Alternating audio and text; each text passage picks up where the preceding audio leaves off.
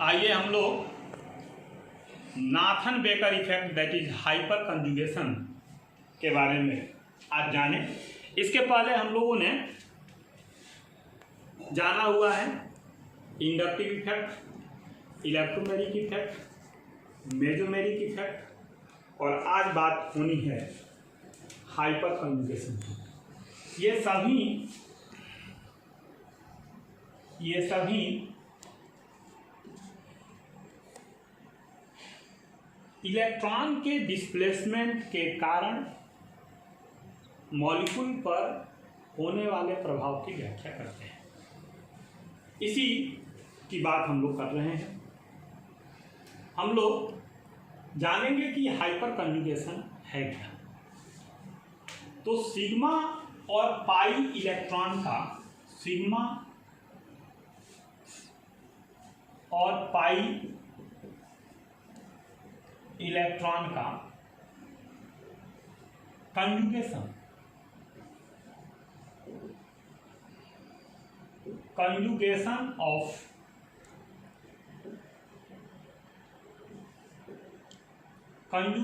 Of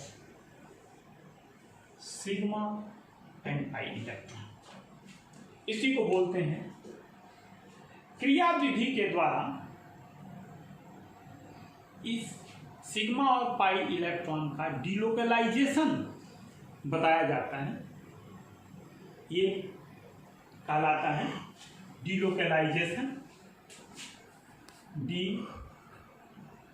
delocalisation bye mechanism. ये hyper conjugation है। इसी को हम लोग नाथन बेकर इफेक्ट भी कहते हैं। That is Nathan baker effect. Nathan baker effect इसे क्यों कहते हैं? क्योंकि नाथन और बेकर ने बताया कि अनसैचुरेटेड कार्बन जहां हो, जिस कंपाउंड में हो, unsaturated carbon means double bond या ट्रिपल बॉन्ड,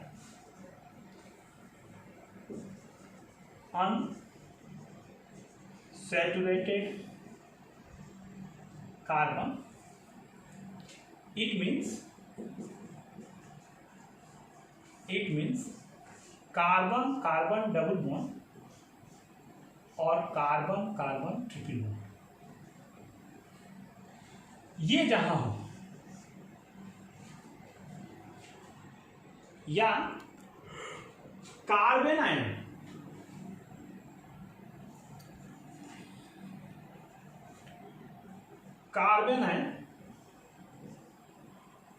और कार्बोनियम आयन जहां हो, वहां सिग्मा पाई इलेक्ट्रॉन का डिलोकलाइजेशन होता है। ये भी बताया कि यदि अनपेयर्ड इलेक्ट्रॉन हो किसी एल्किल ग्रुप के पास, जैसे फ्री रेडिकल,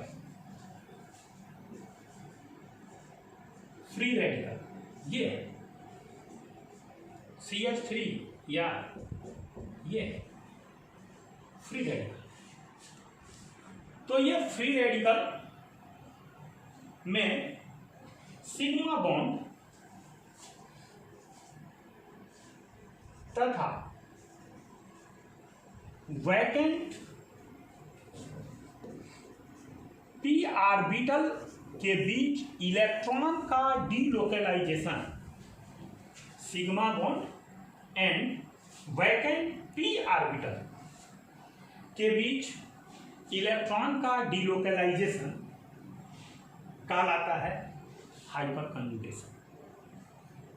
हाइपर कंजुगेशन को antimeric effect that is also एंटीमेरिक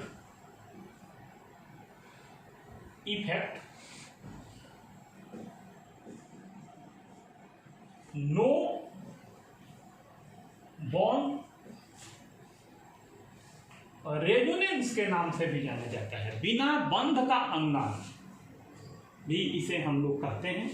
यह यौगिक में स्थायित्व की व्याख्या करता है। इसको हम लोग समझेंगे कि यह क्या करता है। तो यह यौगिक में स्थायित्व की व्याख्या करता है, ये स्टेबिलिटी बताता है, स्टेबिलिटी बताता है कंपाउंड में। फिर क्या होता है, जिसके पास, जिस कार्बन के पास ये डबल बॉन्ड हो या ट्रिपल बॉन्ड हो, कार्बन आयन हो या कार्बोनियम आयन हो, फ्री रेडिकल हो, इन सब में जिसके पास अल्फा हाइड्रोजन की संख्या अधिक होती है, अल्फा हाइड्रोजन,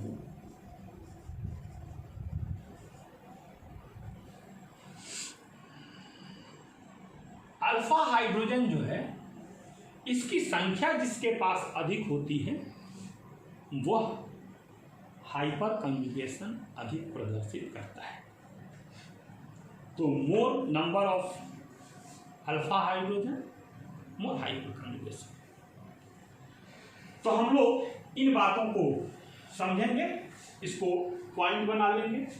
एक पहली बात, ये दूसरी बात, ये तीसरी बात, ये चौथी बात, ये पांचवी बात। 5 बातें इसमें हैं।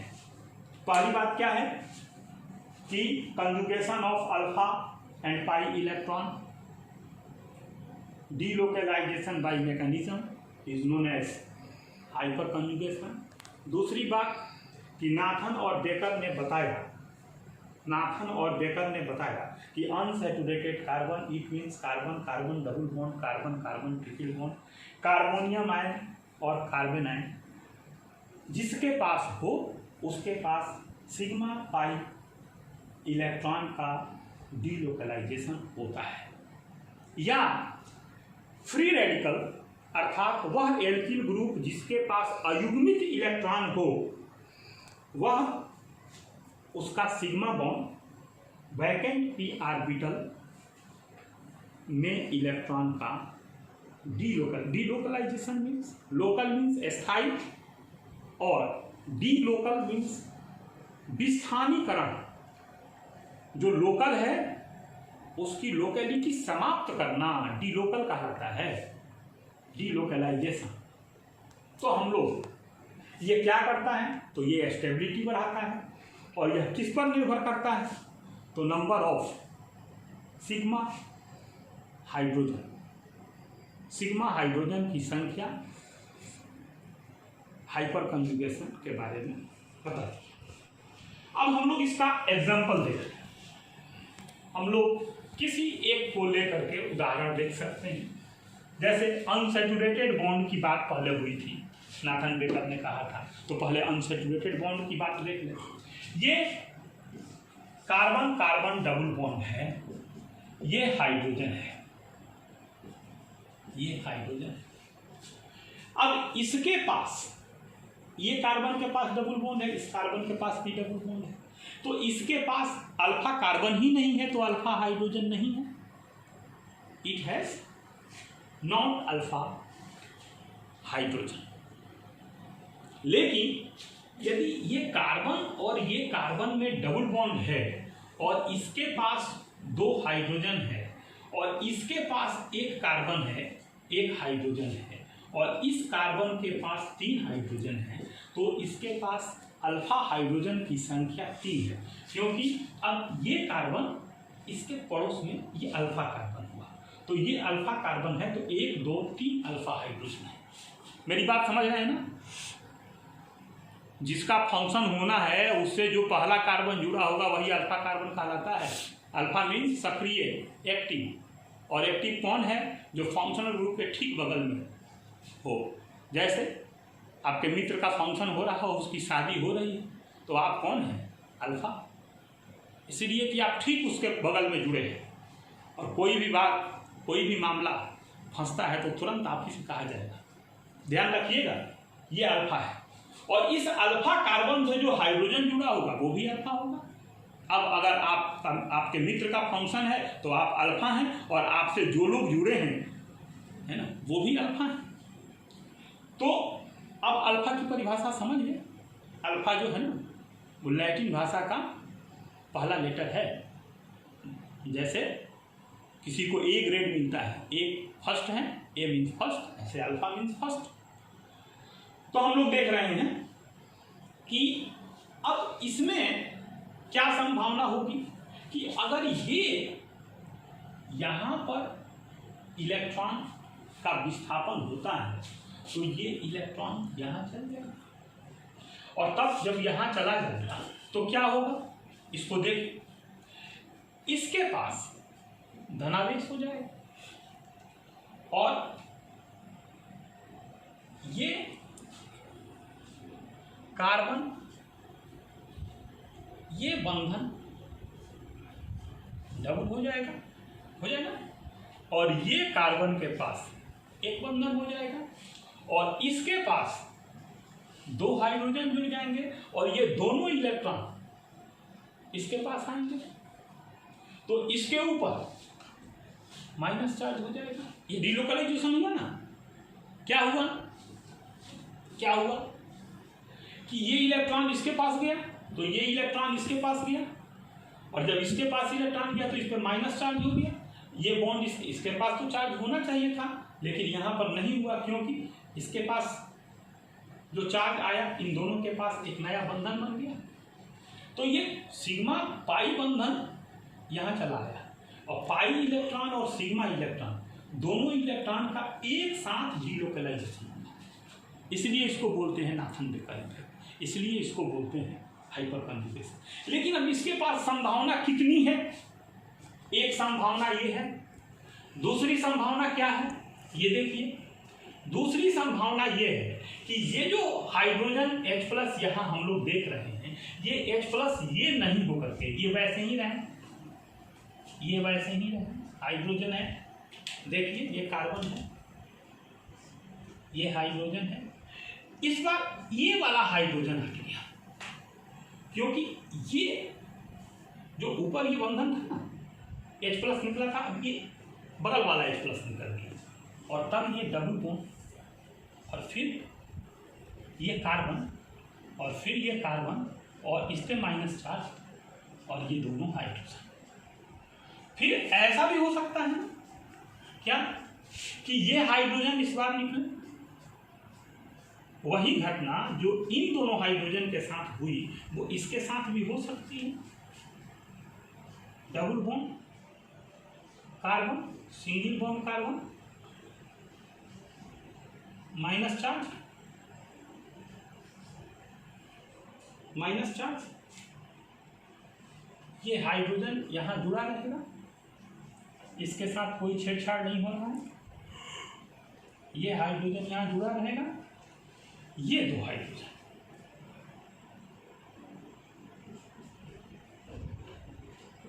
देख रहे हैं महोदय।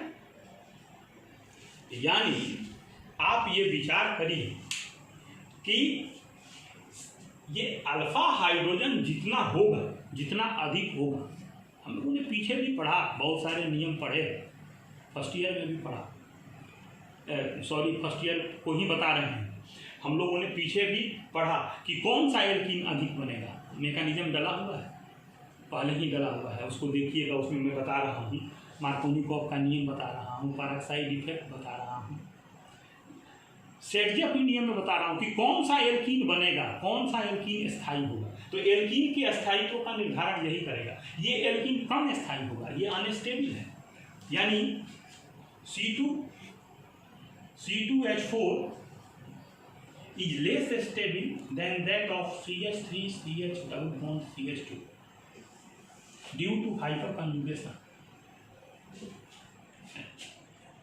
तो हम लोगों ने देखा कि जिसके पास अल्फा हाइड्रोजन की संख्या अधिक होगी वो सारे अल्फा हाइड्रोजन अपना इलेक्ट्रॉन इसको देने के लिए तैयार है। आपके ऐसे मित्रों की संख्या अधिक हो, जो सब आपको देने के लिए तैयार हो मुश्किल में, तो आपकी स्टेबिलिटी अधिक होगी कि नहीं? यही है, इसीलिए ये हाइपर कंजुगेशन प्रदर्शित करेगा और इसकी स्टेबिलिटी अधिक होगी। तो हम लोगों ने देखा कि हाइपर कंजुगेशन, अगर हम लोग इसकी जगह हम लोग बात करें फ्री रेडिकल की, तो उसके स्टेबिलिटी का निर्धारण कैसे होगा? आप सोचिए कि ये एक CH3 है, ये फ्री रेडिकल है, इसका स्थायित्व सबसे कम होगा। ये एक फ्री रेडिकल है, इसका स्थायित्व उससे अधिक होगा। ये एक फ्री रेडिकल है,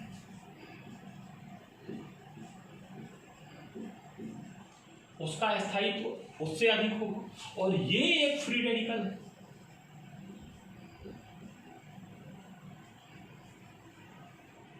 ये भी फ्री रेडिकल, ये भी फ्री रेडिकल, ये भी फ्री रेडिकल। लेकिन ये जो फ्री रेडिकल है, फंक्शन तो इसी का होना है ना, ये कार्बन है, ये फ्री रेडिकल है, इसके पास अयुग्मित इलेक्ट्रॉन है, तो इसके पास हाइड्रोजन है, लेकिन इसके पास अल्फा हाइड्रोजन नहीं है, क्योंकि अल्फा कार्बन ही नहीं है, तो अल्फा हाइड्रोजन कहां से होगा? तो ये लेस स्टेबल हो। लेकिन इसको देखिए कि ये तीन हाइड्रोजन है अल्फा, ये अल्फा कार्बन है, और इससे ये कार्बन जुड़ा, इसके पास लोन पेयर ऑफ इलेक्ट्रॉन है, और इसके पास ये 2 हाइड्रोजन भी है। तो वही होगा क्या? ये इलेक्ट्रॉन यहां आएगा कि यहां डबल बॉन्ड बनेगा ना साहब? देखिए मैं बना रहा हूं, ये C double bond C double bond C, HH, ये हाइड्रोजन अलग हुआ H+, और ये दोनों हाइड्रोजन। ऐसी स्थिति कितने बार होगी? क्योंकि 3 हाइड्रोजन इसके पास है, तो 3 बार हो सकती है। पहले इस हाइड्रोजन के साथ हुआ, वही इस हाइड्रोजन के साथ दिखाया जाएगा कि ये कार्बन, ये hydrogen, double bond hydrogen, H+ निकल गया। वही फिर इसके साथ दिखाया जाएगा, ये कार्बन, डबल बॉन्ड कार्बन, ये हाइड्रोजन, इस बार ये दोनों हाइड्रोजन जुड़े रहेंगे, ये वाला H+ निकल जाएगा। मेरे कहने का अर्थ है कि ऐसी संभावना इसमें 1 2 3 4, इसमें 1 2 3 स्थितियां रही, क्योंकि 3 हाइड्रोजन है, और यही इसमें 6 बार होगा। क्यों? क्योंकि इसमें ये कार्बन है, इससे 1 हाइड्रोजन है, ये फ्री रेडिकल है, और इससे 2 CH3 जुड़ा है, ऐसा 1, तो 1 2 3 और 4 5 6, तो इसके पास नंबर ऑफ अल्फा हाइड्रोजन, यहां अल्फा हाइड्रोजन जो है वो 6 है, यहां अल्फा हाइड्रोजन जो था वो 3 था, और यहां अल्फा हाइड्रोजन जो है वो 9 है। ठीक है, तो रेजोनेंस होगा ना, नो बॉन्ड रेजोनेंस। तो जितनी अधिक संभावना होगी, अल्फा हाइड्रोजन जितना अधिक होगा, ऐसे स्ट्रक्चर की उतनी अधिक संभावना होगी, और जितनी अधिक संभावना होगी उसका स्थायित्व उतना अधिक होगा। हम लोग हाइपर कंजुगेशन के बारे में ये समझते रहेंगे। बहुत सारे चीज़ों की व्याख्या, ऐसी परिस्थितियां जब भी बनेंगी, है ना, एल्कीन में, एल्काइन में, और कार्बोनियम आयन में, और अभी फ्री रेडिकल में, जब भी इन सब की बात की जाएगी और इनके स्थायित्व की बात की जाएगी, तो एक बार ये हाइपर कंजुगेशन की चर्चा जरूर होगी। तो दिमाग में ये रखिएगा, 11th में ही नहीं, 12th में भी। लोग पूछते हैं कि सर ये 11th में है कि 12th में? अब सिलेबस के दृष्टि से तो 11th में है, लेकिन ये 12th में भी बहुत इंपॉर्टेंट है। अभी मैं कार्बोक्सिलिक एसिड पढ़ाऊँगा, 12th को पढ़ा रहा हूँ, तो उसमें मैं बताऊँगा इसी बात कि उसमें इंडक्टिव इफेक्ट कैसे उसके जो अम्लीय गुण है उसको प्रभावित करता है। तो हम लोग इसको ठीक ठीक पढ़ेंगे, देखेंगे और अगले वीडियो का इंतज़ार करेंगे। इस वीडियो को लाइक, सब्सक्राइब और शेयर करना नहीं भूलेंगे। Thank you, that's all.